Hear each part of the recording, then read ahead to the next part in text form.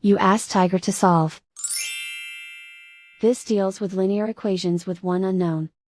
The final result is x equals 150. Let's solve it step by step. Group all constants on the right side of the equation. Add 1 to both sides. Simplify the arithmetic.